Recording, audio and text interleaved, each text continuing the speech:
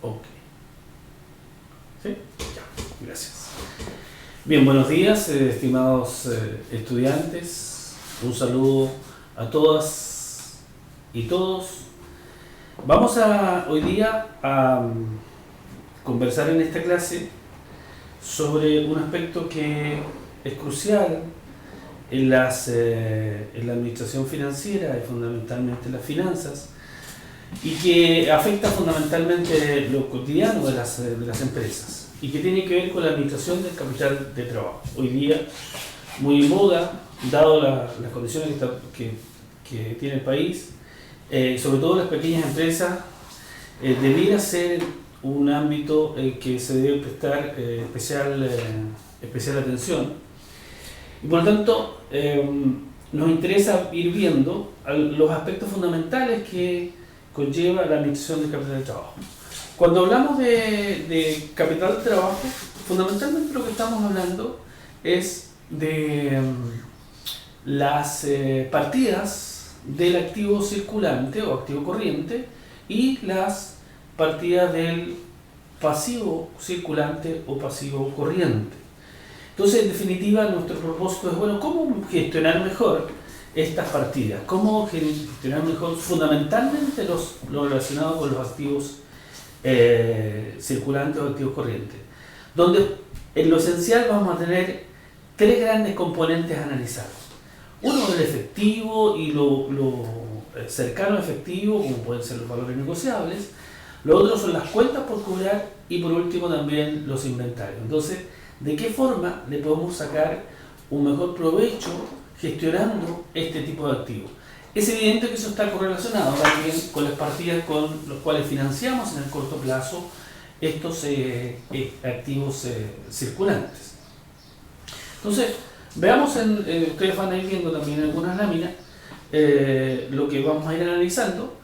Entonces, partamos un poco por la importancia del capital de trabajo, de administrar el capital de trabajo.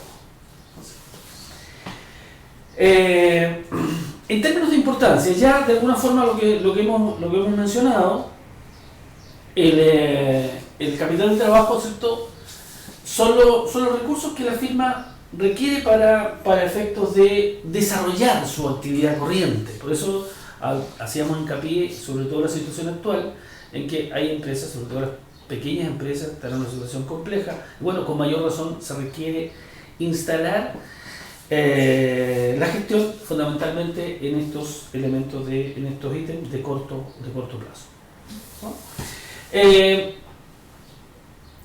Ustedes mismos, dentro del análisis que han hecho de las empresas que están analizando la redundancia, han podido ver, cuando analizamos la composición, seguramente han detectado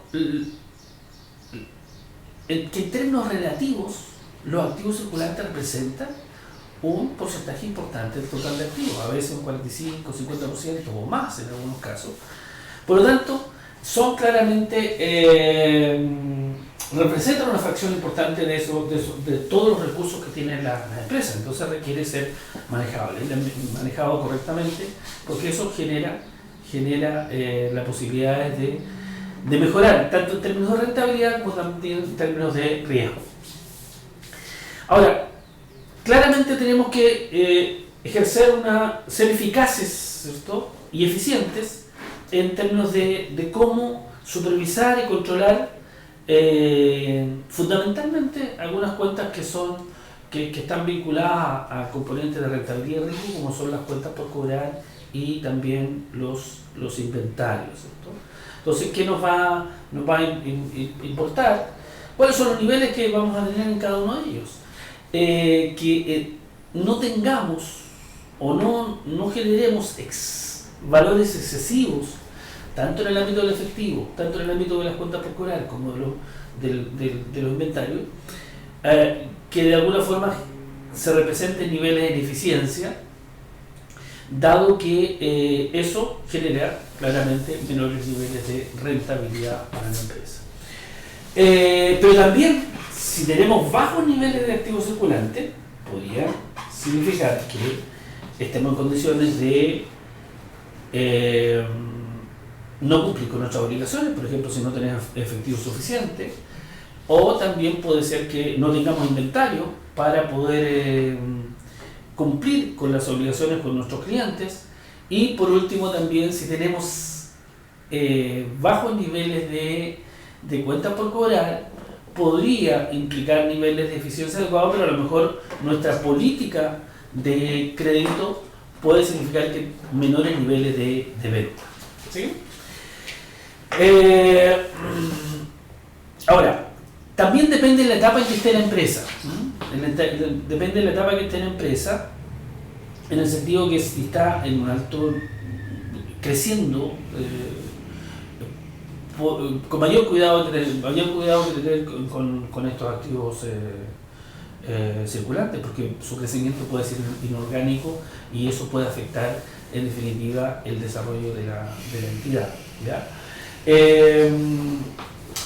Ya un poco decía que en el caso de las empresas pequeñas o las microempresas son fundamentales, pero además porque la forma de financiar el activo circulante está basado fundamentalmente en los pasivos corrientes. ¿Ya? Entonces, la gestión también adecuada de esos pasivos corrientes va a implicar un adecuado financiamiento de los activos corrientes. Entonces, esto requiere profundizar en el análisis de ello, porque en el caso de estas empresas decimos que a veces les es difícil acceder a créditos de largo plazo, créditos blandos, etcétera, y fundamentalmente lo hacen en función de los créditos que les den los proveedores. Entonces se hace claramente necesario tener una buena gestión de esos pasivos circulantes para poder financiar esos activos corrientes o activos circulantes. Ya habíamos hablado en sesiones anteriores que, claro, es muy interesante y se ve muy bien cuando planteamos niveles de crecimiento en las ventas para un periodo dado, ¿cierto? Para un año, para un trimestre, etc.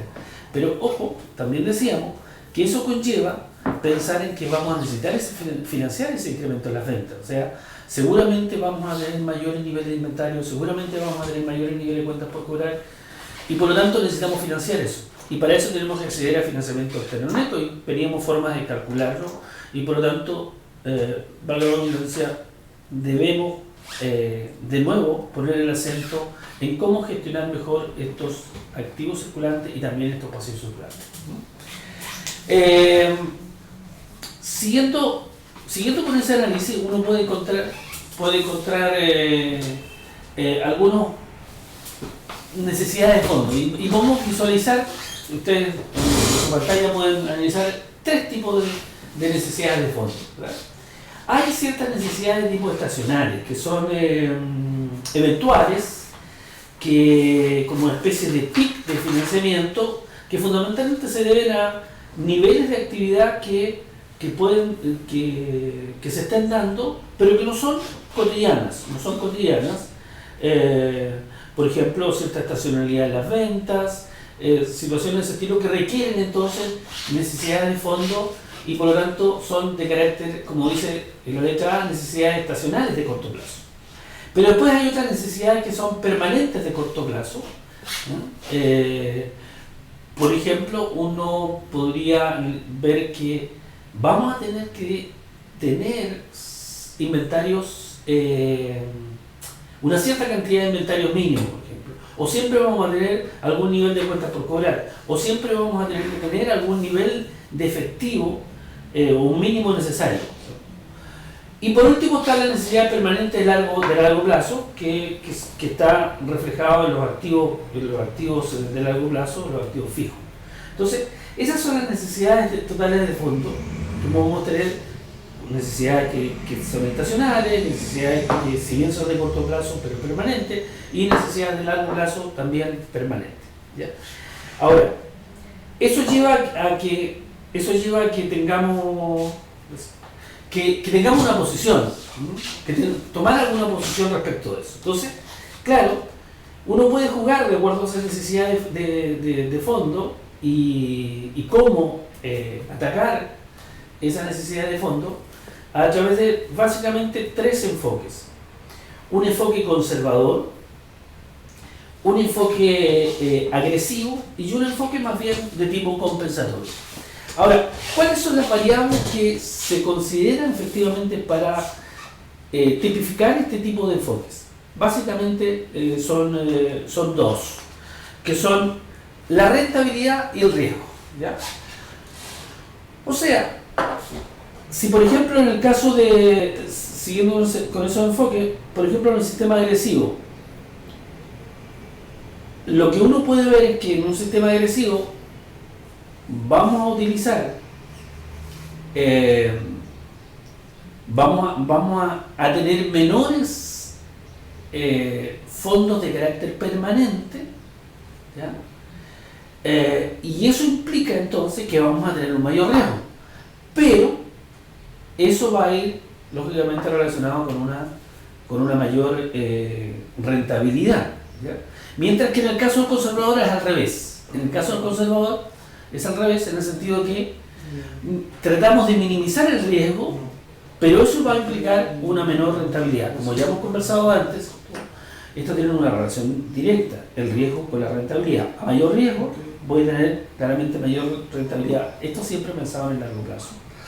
Y en diferencia, a menor riesgo voy a tener una menor rentabilidad.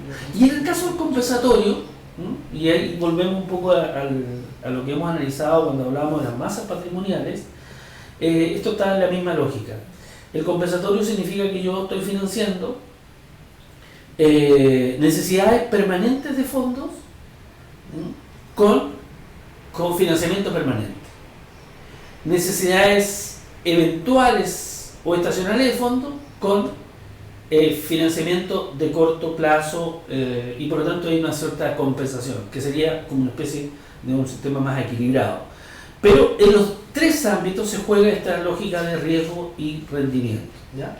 En estas tres se juega esa lógica donde vamos a tener, ¿cierto?, una política conservadora, entonces, claro, hay una mayor liquidez, pero claramente va a haber un riesgo y por lo tanto una menor rentabilidad. En el caso de un agresivo, vamos a tener problemas con la liquidez seguramente, pero vamos a tener una mayor rentabilidad, pero también un mayor riesgo. Y el compensatorio que de alguna forma trata de equilibrar estos dos grandes elementos, ¿ya?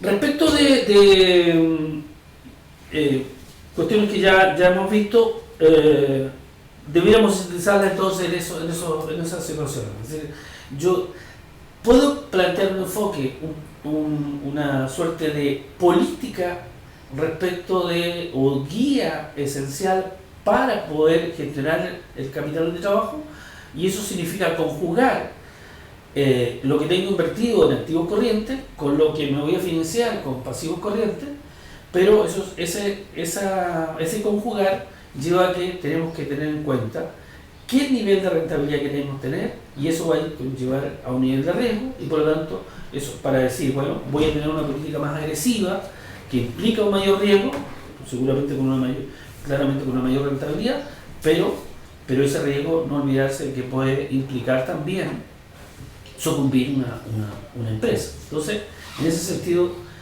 hay que equilibrar esto, y eso es lo que vamos a tener siempre en cuenta para el análisis que vamos a hacer ahora. Entonces, ¿qué análisis vamos a hacer ahora? Damos una pequeña introducción respecto de lo esencial, y cuando hablamos de capital de trabajo, ¿cierto?, decíamos básicamente que cuando estamos hablando de capital de trabajo,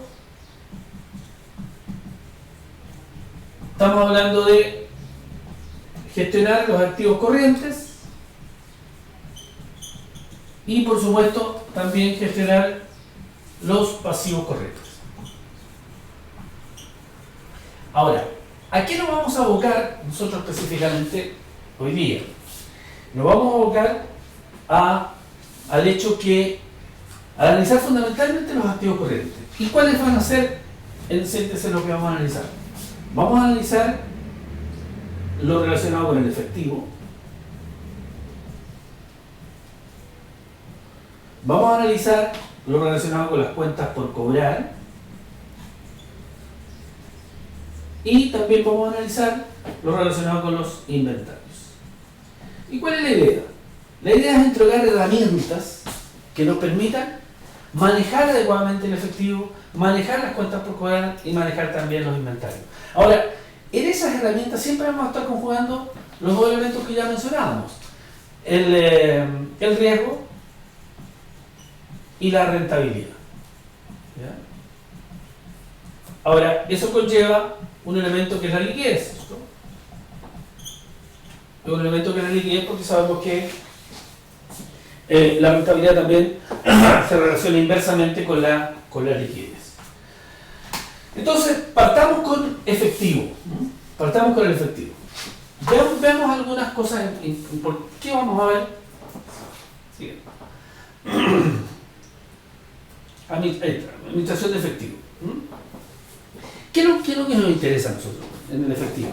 La idea esencial es poder tener, en términos de efectivo, el saldo que nos permita poder cancelar en el momento que corresponde las deudas, poder tener la capacidad de pago más bien, pero por otro lado no tener un exceso que en definitiva nos va a generar una pérdida de oportunidad, ¿ya? Porque la tenencia de efectivo implica inmediatamente una pérdida de oportunidad. Una pérdida de oportunidad. O sea, hay un costo de oportunidad. Hay un costo de oportunidad. Siempre va a haber un costo de oportunidad. Entonces, si yo tengo un exceso de efectivo para asegurarme, para tranquilidad, para efecto de que pueda pagar las deudas o pueda desembolsar en el momento que se necesita, pero va a tener ese costo de oportunidad. Y hoy día, claro, los sistemas me permiten, el mercado financiero me permite hacer transacciones diarias, movimientos diarios, que en definitiva me permiten reducir este costo de oportunidad. Entonces, dado esa situación, lo que en primera instancia vamos a analizar qué implicancias tiene el mantener un saldo mínimo, una caja mínima, y qué costos tiene eso y cómo podríamos entonces resolver esa situación. Vamos a ver qué elementos consideramos.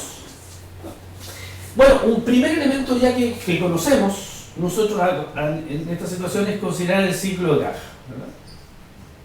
¿Qué decíamos del ciclo de caja? Decíamos que el ciclo de caja tiene tres grandes elementos o tres grandes componentes. Por un lado, tenemos los días cobro. Los días cobro. Por otro lado también tenemos los días bodega.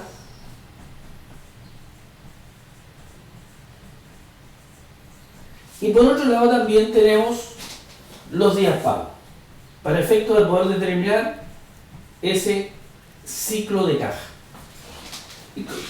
¿Y qué decíamos sobre eso? Bueno, decíamos, el ciclo comienza cuando compramos, por ejemplo, en una empresa comercial, compra mercadería, y esa mercadería, entonces, al proveedor hacer el documento efectivo que representa la transferencia de propiedad de esa mercadería, ya la mercadería está a disposición de la empresa, que puede ser desde el momento que el proveedor la coloca disponible hasta cuando, por supuesto, llega y está en bodega, y tenemos entonces la posibilidad de generar la venta y la facturación por esa venta.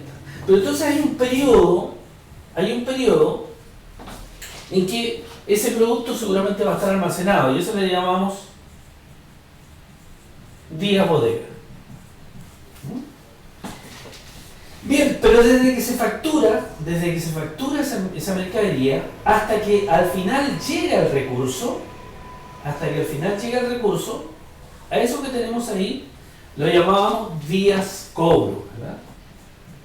Días cobro, que básicamente nos representa la cantidad de días que nos demoramos en cobrar desde el momento en que facturamos al cliente por esa venta realizada. Todo esto, la suma de esos dos le llamábamos ciclo de maduración. Ciclo de maduración. Bien, pero a este ciclo de maduración se contrapone los famosos días pagos. Los días pagos. Entonces, supongamos que, por otro lado, tenemos que nuestros días pagos, lo que nos demoramos en pagarle, lo podemos reflejar acá, lo que nos demoramos en pagarle desde que le compramos al proveedor, que puede ser una cosa como esto. Entonces, por un lado tenemos lo que tenemos en bodega, en la mercadería, más los días que nos demoramos en cobrar, pero por otro lado estamos siendo beneficiados con los días que nosotros nos demoramos en pagar a los proveedores. Entonces, decíamos que el ciclo de caja al final lo representábamos sumando los días bodega más los días cobro, y a eso le restábamos los días pago. Y eso es lo que denominamos el ciclo de caja. Bien, a ese elemento, entonces el primer elemento que tenemos es el ciclo de caja. Bueno, otro elemento importante a considerar para efectos de trabajar, además del ciclo de caja, es la rotación de caja. ¿Y cómo la vamos a definir ahí? Bueno, la rotación de caja, como cualquier rotación, son las veces que se mueve, en este caso, este recurso que es el efectivo. ¿Y cómo lo determinamos? La rotación de caja, entonces, va a ser los días del año, que en este caso asumamos, como lo hemos trabajado otras veces, los días ordinarios, es decir, 360 días al año, dividido por el ciclo de caja. O sea, la cantidad de días, que debemos hacernos cargo, que es la brecha que decíamos que teníamos entre el ciclo de maduración y los días pagos. Teniendo eso antecedente, entonces ya estamos en condiciones de poder determinar ese costo de oportunidad por tener ciertos valores en caja depositados. Y por eso también determinamos lo que se denomina la caja mínima. La caja mínima. La caja mínima va a ser igual entonces al total de egresos del año, o total de egresos de un periodo, y eso lo vamos a dividir de un año, ¿verdad? Y eso lo vamos a dividir por la rotación. La rotación, por supuesto, de caja. Teniendo esa caja mínima, ya estamos en condiciones de decir, bueno, ¿cuánto es lo que estamos perdiendo por tener ese monto emposado, esa caja mínima? Y lo que denominamos la pérdida mínima de oportunidad.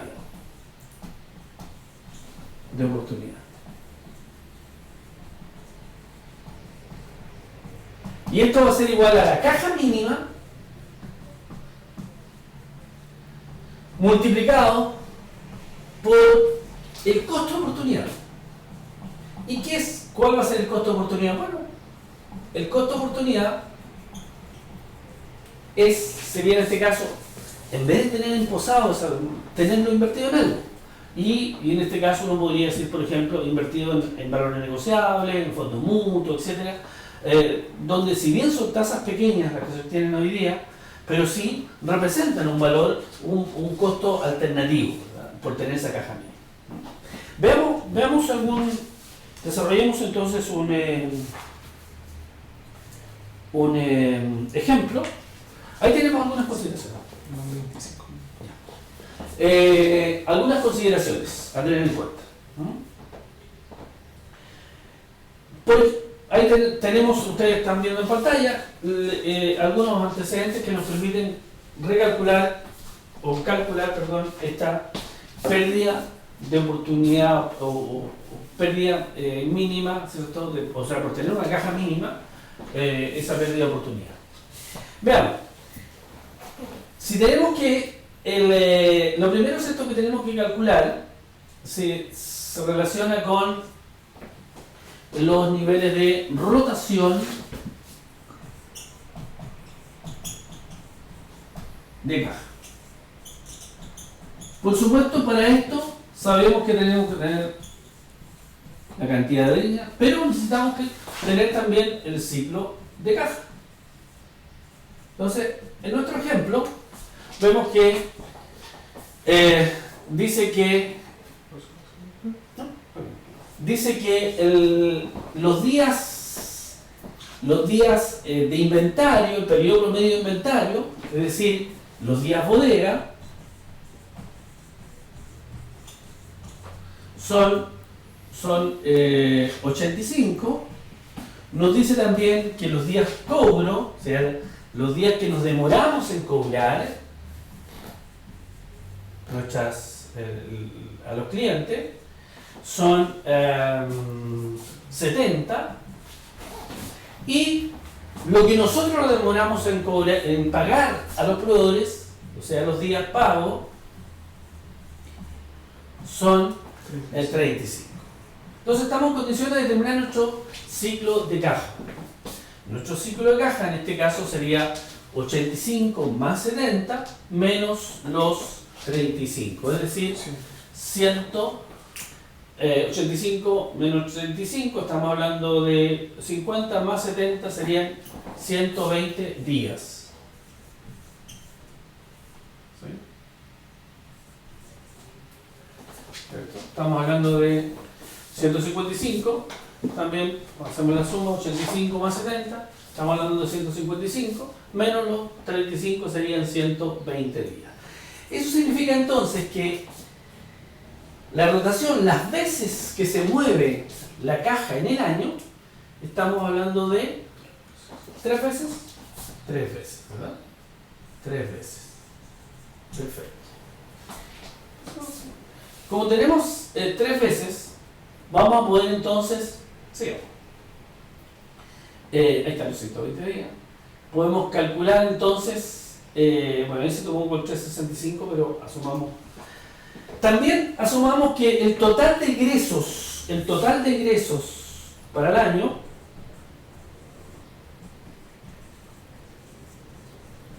son 12 millones. Si son 12 millones, entonces estamos en condiciones de determinar cuál es la caja mínima. La caja mínima entonces sería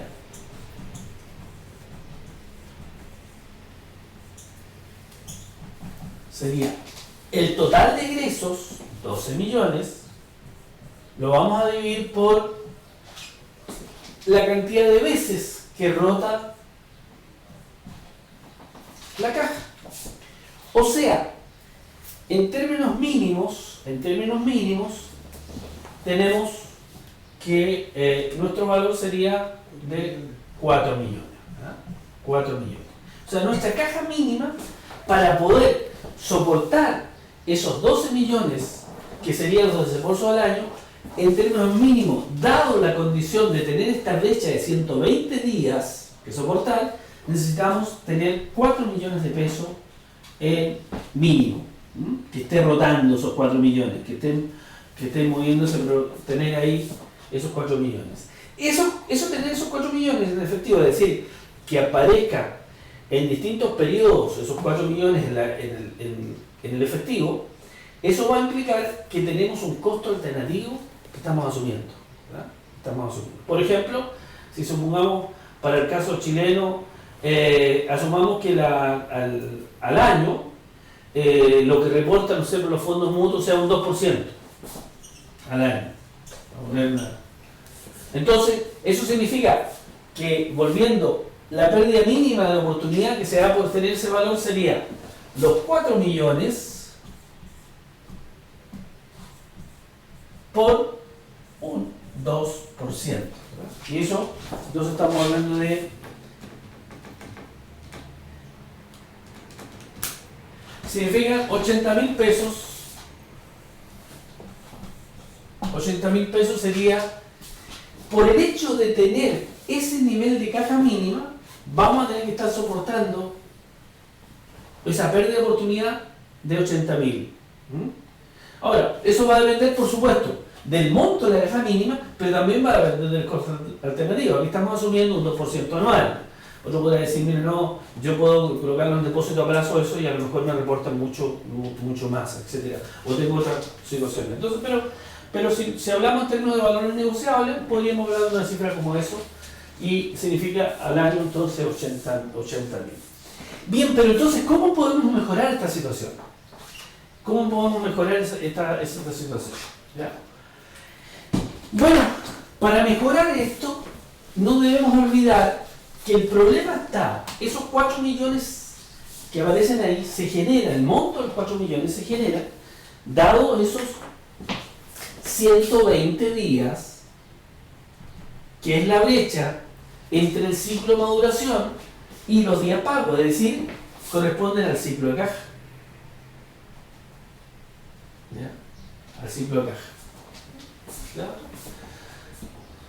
Eso. Entonces, ¿qué decimos en este caso?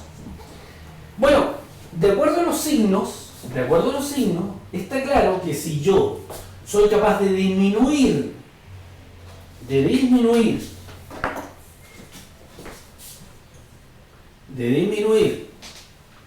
los días de bodega, es decir, la cantidad de días que la mercadería está almacenada en la empresa, si yo logro reducir eso, voy a estar en condiciones de mejorar mi situación, porque lo que va a ocurrir es que va a disminuir mi ciclo de caja. Otra forma también es si yo logro disminuir los días cobro. Si yo logro disminuir los días cobro, también voy a estar mejorando mi ciclo de caja. Voy a disminuir mi ciclo de caja. Y por último, también si yo puedo aumentar los días pagos, es decir, aprovechar las condiciones de los proveedores y tener esta posibilidad de generar más días. Por eso el reclamo, por ejemplo, de las pequeñas empresas en torno a que estos días cobros sean, incluso hoy día se ha acentuado el tema de la ley de 30 días, que los pagos sean a 30 días, o incluso en forma contada, sobre todo de las grandes tiendas. Entonces, porque claro, para una empresa en que es crucial el capital de trabajo y es crucial entonces el manejo de este ciclo de caja, ¿cómo es crucial reducir el ciclo de caja?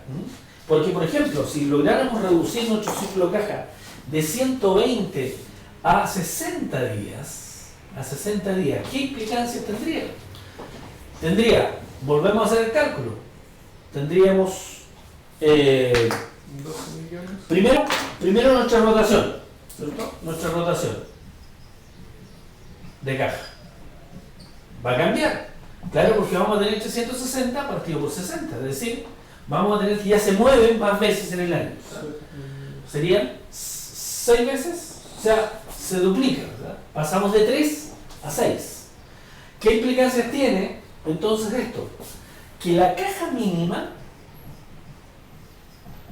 va a disminuir, porque claro, esos 12 millones que necesitamos de egresos al año, ahora ya, como tenemos una rotación de 6, va a implicar que necesitamos solo 2 millones.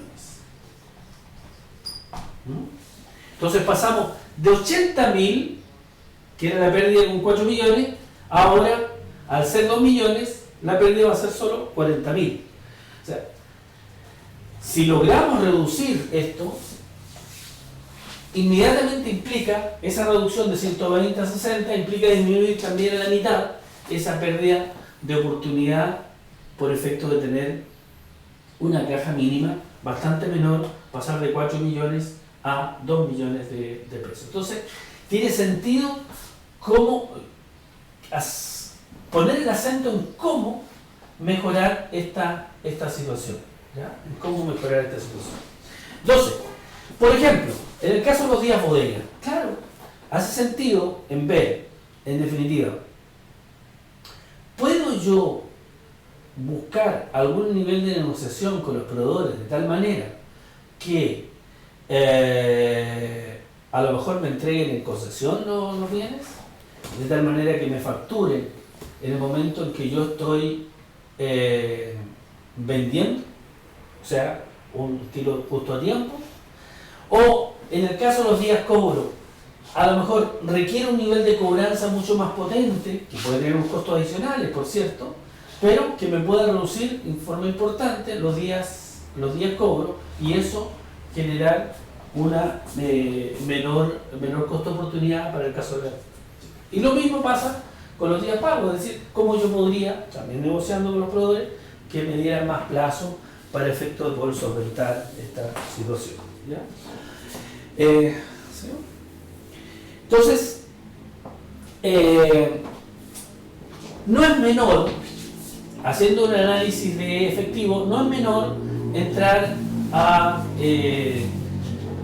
analizar los tres grandes aspectos que nos inciden el ciclo de caja y que nos van a incidir en disminuir esa pérdida por tener caja, por tener un nivel de caja en exceso, por ejemplo, respecto a las necesidades. Entonces, por eso decíamos, ¿cómo disminuir la pérdida mínima? Bueno, disminuyendo el periodo promedio de inventario, que tiene que ver con los días bodega, disminuyendo también los días cobro y aumentando los días pagos.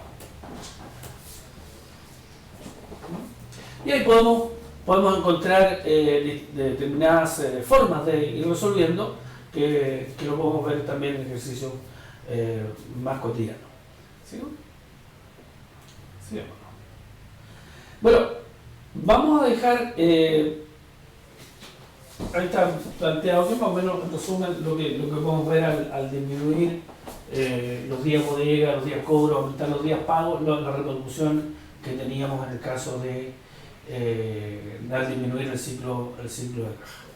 Bien, pero yo quisiera también dentro del efectivo, si bien no vamos a detallar, pero por lo menos explicitar que además de este análisis nosotros podemos y hay ciertos modelos que nos permiten trabajar de cuál debería ser el saldo mínimo.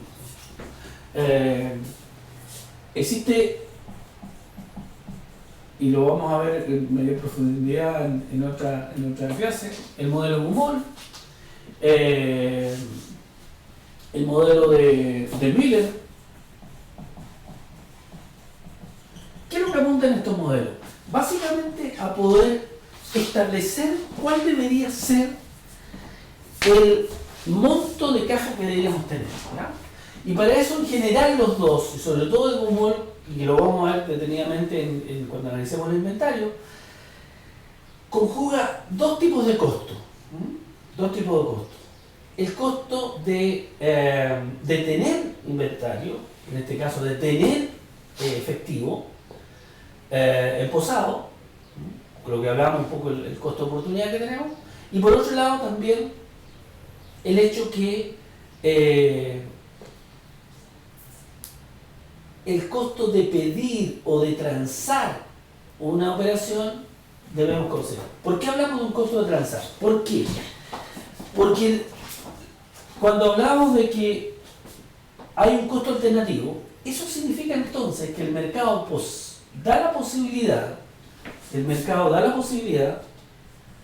de poder realizar transacciones en el mercado que nos permitan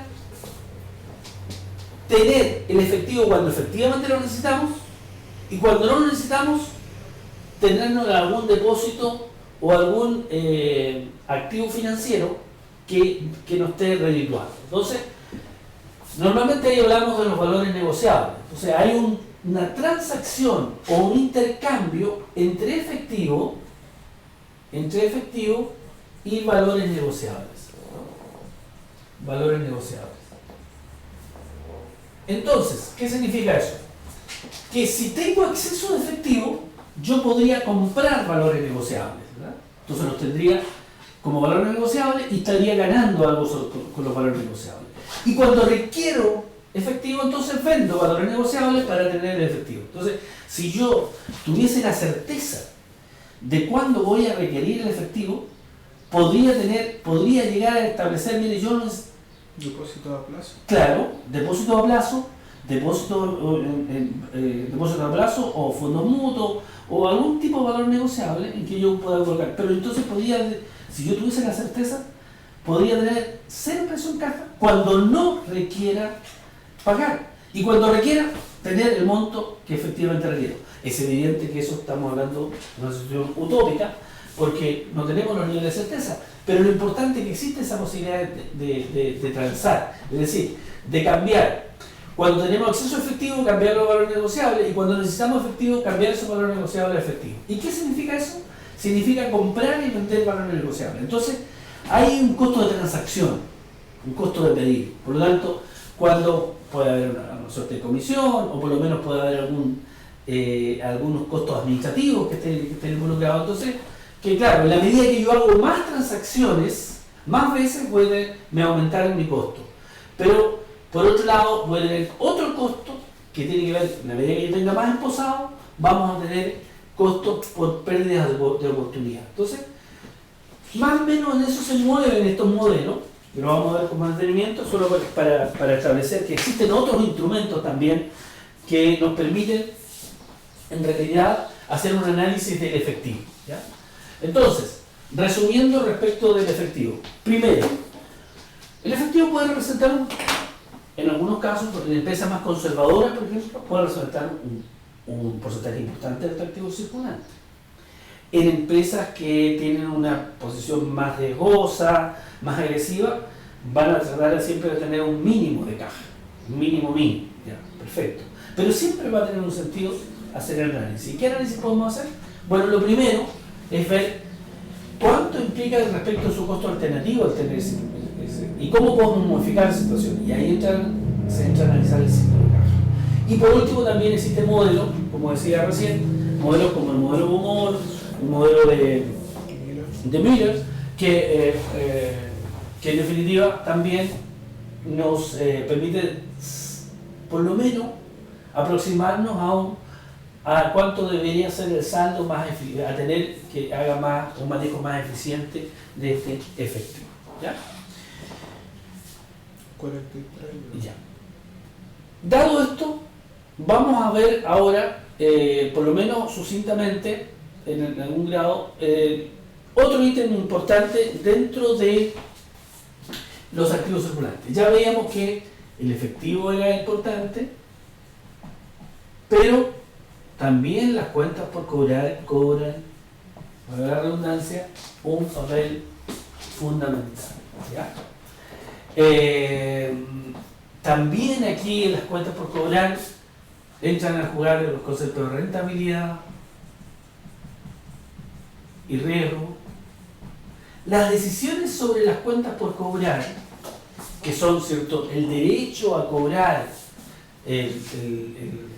por un bien, que en este caso se ha transferido a la propiedad a través de una factura, etc.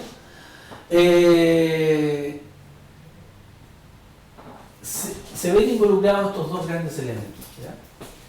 Entonces, una política de crédito me puede afectar los niveles de rentabilidad y riesgo, me puede afectar los niveles de liquidez, me puede afectar, por cierto, los montos de las cuentas por cobrar. Entonces, el establecer esas políticas de crédito y de cobranza adecuadamente y poder cuantificar lo que implica una política de crédito o una política de cobranza resulta siendo útil para gestionar estas cuentas por cobrar. Estas cuentas por cobrar en muchas empresas representan un factor muy importante, sobre todo en las empresas de servicio, representan un factor muy importante dentro del total del activo circulante. Por lo tanto, debemos tener en cuenta esa situación. O sea, aquí un administrador financiero debiera poner acento, porque puede implicar, sobre todo en el corto plazo, el que a una empresa le vaya bien o le vaya mal, ¿ya? Porque claro, si queremos incrementar, por ejemplo, las ventas, a lo mejor vamos a tener que propender una política de crédito más expansiva, una política de crédito más laxa, una política de crédito que en definitiva apunte a dar más plazo con el objeto de vender más, perfecto. Pero eso implica que a lo mejor vamos a tener problemas de cobranza y por eso significa que nuestras cuentas por cobrar van a aumentar. Entonces, tenemos que tener en consideración eso. Por eso es que vamos a tener que establecer estándares de crédito y condiciones de crédito, ¿no? Los estándares de crédito más bien son establecer los requisitos que deben tener aquellos quienes obtienen nuestro crédito. Y las condiciones de crédito tienen que ver con los plazos, los descuentos concedidos, etc. Entonces, veamos sucintamente un ejemplo que nos puede y nos vamos a ayudar entonces del ejemplo que tenemos en pantalla. Entonces, ¿qué datos tenemos aquí? Tenemos un precio de venta, claro, el precio de venta tiene influencia y nosotros podemos afectar ese precio de venta y va a afectar la cuenta por cobrar. Bueno, si hay un precio de venta, vamos a ver cuántas son las ventas que vendemos al crédito. Si hay un precio de venta también, eso significa que hemos vendido algo, por lo tanto significa que tiene un costo. Y en nuestros datos tenemos que el precio de venta unitario es 10 pesos, nuestras ventas del crédito son 60.000 unidades, nuestro costo variable unitario son 6, y nuestro costo promedio unitario, dado un volumen de 60.000 unidades, son 8. Es decir, si ustedes se fijan, el costo variable es 6 y el costo total promedio es 8. Eso significa que hay un costo fijo, ¿verdad? Hay un costo fijo de 2 pesos por unidad, pero como es un costo fijo a nivel del total de unidades, vamos a tener un total que sería en este caso 60.000 por 2, 120.000 pesos en términos de costo fijo. El periodo promedio de cobro hasta ahora es 30 días y el costo de oportunidad, bueno, bastante alto ahí, sumamos de 15%, un poco para poner el énfasis, un 15% anual, ¿ya? O sea, eso significa que el tener emposado esas cuentas por cobrar no implica un 15% de costo alternativo. ¿Seguimos? Entonces, ¿qué podemos hacer? Ya, una primera política se establece, una primera política es liberalizar las condiciones de crédito, ¿ya? Los estándares de crédito, es decir, de alguna forma las condiciones que estamos colocando son liberalizar los estándares de crédito. Primera propuesta.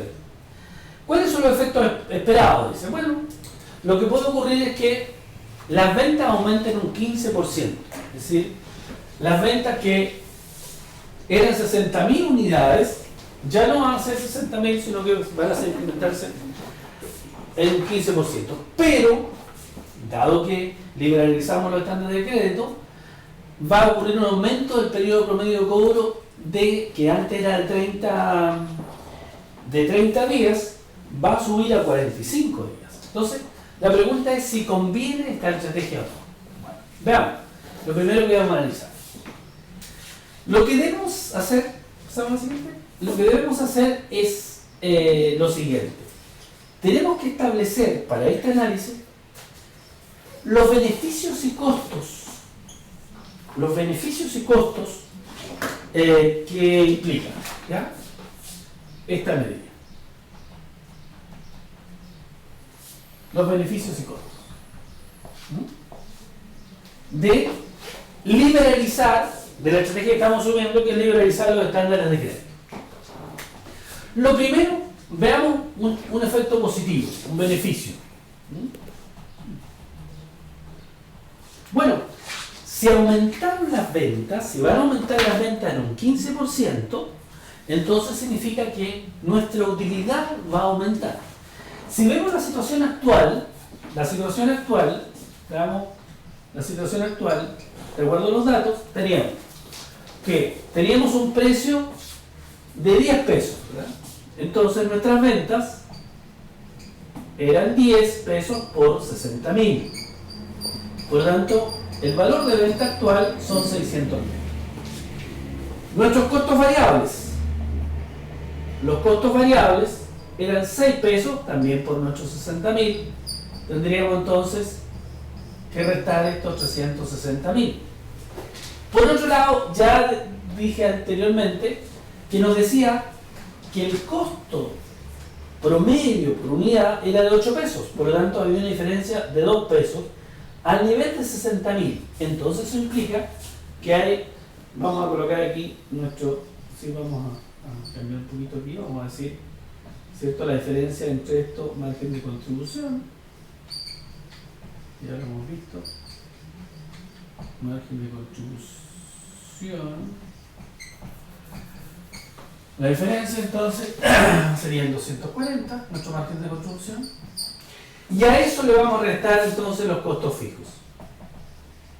Y los costos fijos, como decía, o costos constantes, como el costo unitario promedio era de 8 pesos y el costo variable unitario es 6, entonces sabemos, para el nivel de 60.000, entonces sabemos que nuestros costos fijos son 2 por 60.000, o sea, 120.000. Por lo tanto, la utilidad actual es de 120.000. La utilidad actual es 120.000. Veamos la nueva utilidad. La nueva utilidad. Bueno, nuestro precio no ha cambiado. Entonces, diríamos que nuestras ventas van a ser 10 pesos, pero lo que va a aumentar son los niveles de venta. Es decir, ya no va a ser 60.000, sino va a ser un 15% más. Sí, sí. Entonces sería un 15% más, estamos hablando de 90.000 unidades, ¿cierto? 15% sería, en el término de unidades, tenemos 9.000 unidades más, ¿ya? Por lo tanto, estaríamos hablando de 60.000 más 9.000 unidades, estamos hablando de 69.000 unidades, ¿ya? O sea, las ventas serían 690.000. Se aumentó en un 15%, ya no son 60.000, sino serían 69.000 unidades. ¿Qué pasa con los costos variables? Lo mismo, decimos 6, pero por nuestros 69.000 unidades también. Y eso es 414. O sea, el margen de contribución,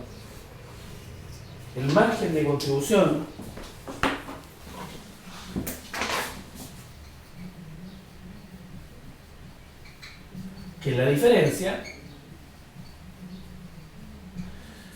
estamos hablando de 6, 2 son 7 y 2, 276.000. Menos nuestros costos fijos, que en este caso no van a cambiar porque son costos fijos. No importa el volumen, por lo menos dentro de cierto rango serían entonces 120.000. Restamos esto y nos va a dar la diferencia, que es 156.000. Es decir, hay un incremento de la utilidad en 36.000. O sea, aquí ya tenemos un primer beneficio.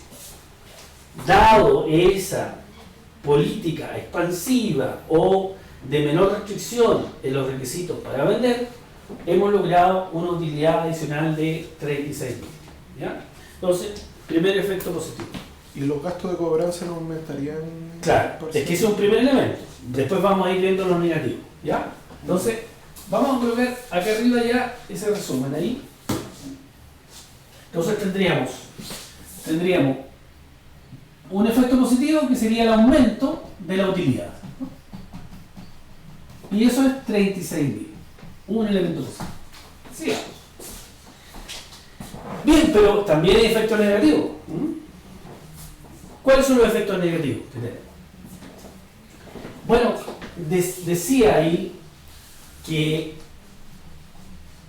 dado que liberalizamos, bueno, ¿qué ocurre? Que en definitiva, en vez de cobrar a 30 días, estamos cobrando a 45 días. Entonces lo que tenemos que determinar, que sería el efecto negativo, es bueno, ¿qué implicancias tiene eso? Porque si cobramos a 45 días, lo que va a implicar es que va a aumentar las cuentas por cobrar, ¿cierto? Van a aumentar las cuentas por cobrar. Entonces, ¿qué implicancias tiene? Veamos. Veamos ese efecto negativo. Veamos la situación actual primero.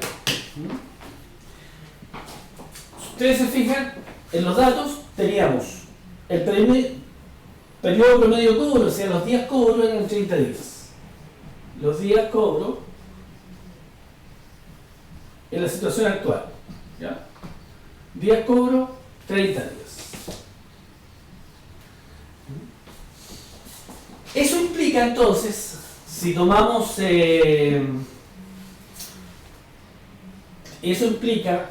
que hay 360 días ordinarios, vamos a tener entonces que la rotación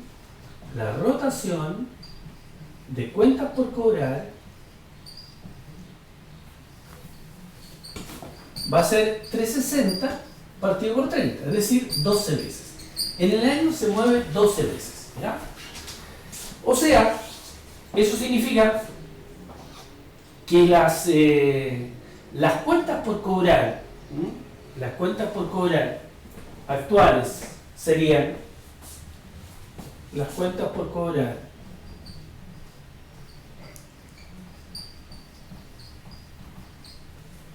serían del total de ventas, serían las ventas partido por la rotación.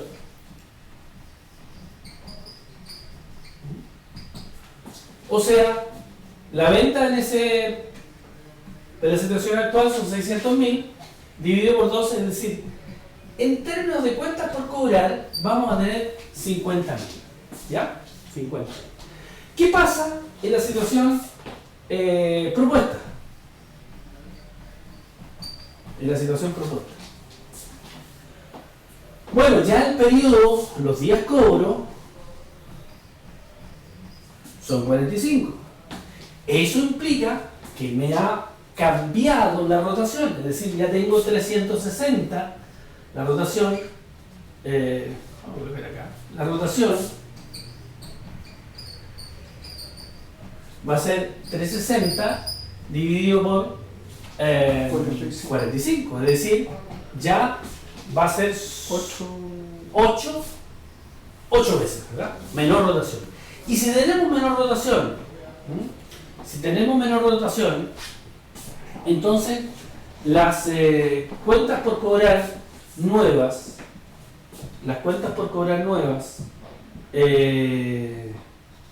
van a ser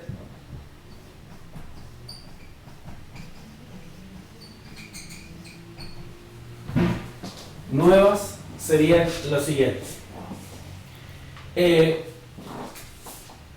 Por un lado, vamos a tener los 690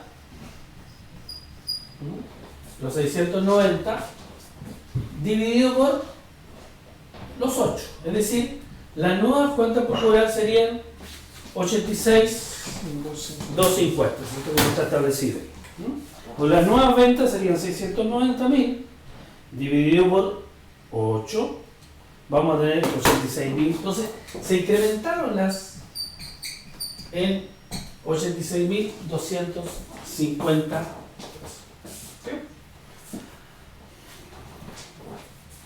Bien, pero para poder verificar, estos están a valores de venta. Estos 50.000 están a valores de venta y entonces, claro, implica claramente un incremento, pero para poder visualizar el costo que implica, el costo que implica esto, debemos llevarlo a valor de costo. Estos dos valores debemos llevarlo a valor de costo para efecto de saber efectivamente el costo que tiene de oportunidad. ¿Ya? Veamos entonces. En el caso de cuál sería el valor de costo de estos 50.000, bueno, el tener lo que yo he invertido, porque estas cuentas por cobrar estos 50.000 tienen dos componentes: lo que yo he invertido, que es el costo que he asumido, más la utilidad que espero obtener. Pero si no la vendo, si no recibo esa plata, esa utilidad no la voy a tener. Pero sí he costeado, o sea, el valor de costo sí lo he costeado aquí, lo tengo, lo gasté en ese momento, le pagué al proveedor, ya, en fin, ya está resuelto eso. Entonces, claro, dentro de este componente hay una parte de utilidad y otra parte que corresponde al costo. Por lo tanto, necesitamos calcular el costo. Lo mismo pasa con esto. Entonces, ¿qué es lo que decimos? Una forma de calcularlo, bueno, es cuánto representa esos 50.000 y claro, ahí está la relación que podríamos visualizar. El precio es 10, pero su costo es 8. Por lo tanto, hay una relación de 8 partido por 10, es decir, 0,80. Es decir, el costo está representando, de estos 50.000, representan el 80%. Es decir, el costo de los 50.000 es igual a 40.000, que implica multiplicar 50.000 por 0,80. O sea, ahí ya tenemos visualizado ese costo correspondiente. Ahora, en el caso de las... en este otro caso, el costo cambia. ¿Por qué? Porque, visualicémoslo, un poco más, ¿ya? Por aquí, voy a dar un espacio. Pues ya tenemos definido los 50.000, aquí, en el espacio. Si ustedes se fijan, el costo que tenemos es 6 pesos, ¿cierto? 6 pesos de costo variable, o sea, 6 por 69.000, que decíamos que eso era 6 por 69.000, serían 414.000. Pero a eso le agregamos, independiente del volumen, le agregamos los 120.000 de costo fijo. O sea, en términos de costo, para esos 69.000, tenemos 534.000. 534.000 es el costo total. Unos 120.000, perfecto. Y eso lo dividimos por el total de unidades, por las 69.000, me va a dar un costo unitario de 7,74 y algo más, ¿ya? O sea, en la situación anterior, dado el nivel de 60.000 unidades, el costo era 8, pero ahora en términos promedio es 7,74. Es decir, y como mi precio es 10, voy a tener acá, en este caso voy a tener un precio de 10 y un costo promedio de 7,74. O sea, 7,74 dividido por 10 me va a dar 0,74. Por lo tanto, lo mismo que hice acá, digo, bueno, en vez de multiplicar por 0,80, entonces lo voy a multiplicar por 0,774. Y el costo de esos 86.250 entonces pasaría a ser 66.750. Y ahora sí ya puedo comparar, ¿no? Puedo comparar la implicancia que he tenido. Cambiar esa política de crédito, pasé de tener un costo de 40.000 en posado a tener un costo de 66.750. Eso significa que hubo un incremento de 26.750 que necesito poder cubrir. Y eso tiene un costo alternativo. Eso 26, la diferencia, entonces, resumiendo, por un lado, el mantener la política actual nos lleva a que tengamos cuentas por cobrar a valor de costo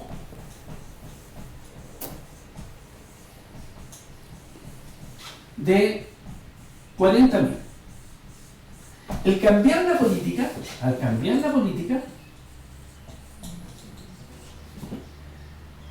las cuentas por cobrar a valor de costo, que es lo que desde mi día me ha costado ya que compré mercadería para poder hacer eso, equivale a 66.750.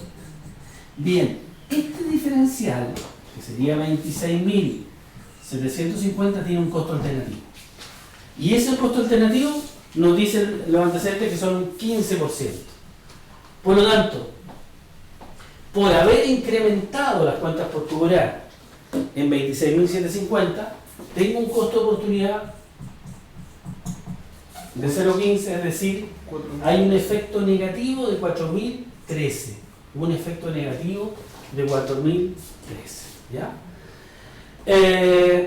Por lo tanto, ya estamos en condiciones de comparar los efectos negativos y positivos. ¿Quieres pasar a la otra lado? Los efectos positivos o negativos. Bueno, el cambio de lado. El efecto negativo entonces es el efecto, este sería el efecto positivo. El efecto negativo sería el incremento en las cuentas por cobrar en 4.013 pesos. O sea, hasta ahora el cambio de política me va a implicar un efecto neto positivo de 24.987, parece que 24.987. ¿Ya? Bueno, ¿estamos en el tiempo? 1:07. Ya, no más porque después podemos.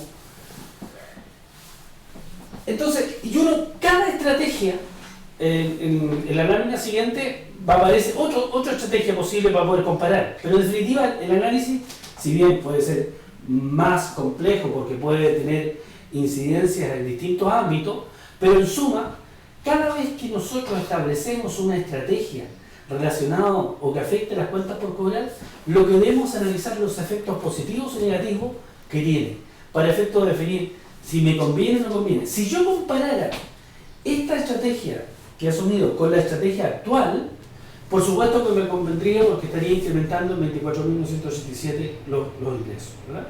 Entonces sería positivo. Ahora, si yo después agrego otra posible estrategia y la comparo, entonces tendría que ver cuál de ellas me da un mejor, un mayor incremento, un mayor beneficio, para decir, bueno, con cuál estrategia me quedo.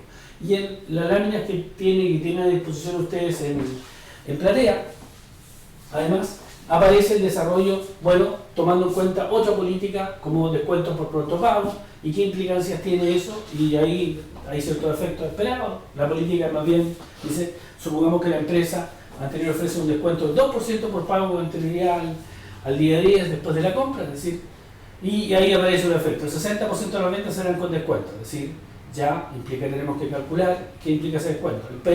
El periodo promedio de cobro será de 15 días, o sea, en vez de la situación de esta estrategia, que aquí pasamos de 30 a 45 días, acá pasamos de 30 a 15 días. O sea, ocurre algo inverso en este beneficio, pasaría un beneficio positivo, ¿cierto? En esta parte. Pero, igual hay un aumento del 15% en las ventas. ¿Ya? Entonces uno puede recalcular y va a ver cuándo conviene o no conviene. Pero con el propósito que demos por concluido esta clase, resumiendo en que hemos visto básicamente dos grandes elementos o ítems que forman parte de los activos circulantes, que son el efectivo y que son las cuentas por cobrar, que si analizamos En cada uno de ellos lo que hemos visto es cómo gestionar y ver específicamente cuáles son las implicancias de determinadas medidas y que pueden afectar la rentabilidad y pueden afectar también el riesgo de la empresa. ¿Okay? Bien, dejamos hasta aquí, nos vemos en una próxima oportunidad.